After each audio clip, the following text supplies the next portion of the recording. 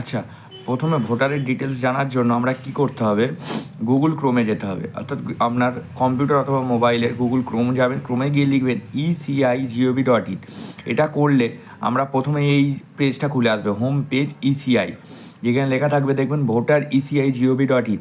এখানে গিয়ে আমরা ক্লিক করব। এখানে গিয়ে ক্লিক করলে আমাদের আবার একটি এরকম বড় একটা ফুল স্ক্রিন একটা খুলে যাবে, মানে এই পেজটা খুলে যাবে, যেটা পেজ আর এইটা লেখা থাকবে নামটা।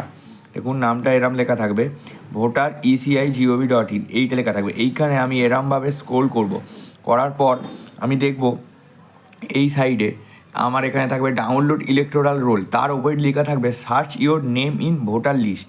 তো আমরা এই search your name in voter list এইখানে ক্লিক করব। এইখানে ক্লিক করলে এবং আর একটি আমাদের পেজ খুলে যাবে। সেই পেজটি দেখুন লেখা থাকবে ইলেকটোরাল সার্চ ecigov.in এই নামে, যেটা ভোটার সার্ভিস পোর্টাল নামে একটা পেজ খুলে যাবে। দেখুন এই পেজটা খুলে গেছে, দেখতে পাচ্ছেন পুরো পেজটা।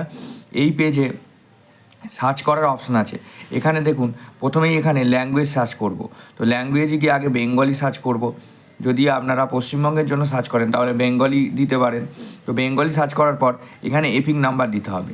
এইখানে এপিক নাম্বার দেওয়ার পর এইখানে স্টেট দিতে হবে। স্টেট আমরা ওয়েস্ট বেঙ্গল চুজ করে নিলাম এবং এখানে এপিক নাম্বার আপনার যেটা সেটা আপনি দিয়ে দেবেন। দেওয়ার পরে আপনাকে দেখুন এখানে একটা ক্যাপচা ফিল আপ করতে হবে।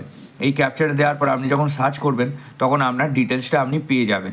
আশা করি আপনারা নিজেরা সার্চ করে দেখে নিতে পারবেন এবং তথ্যগুলো পেয়ে যাবেন। ঠিক আছে, ধন্যবাদ।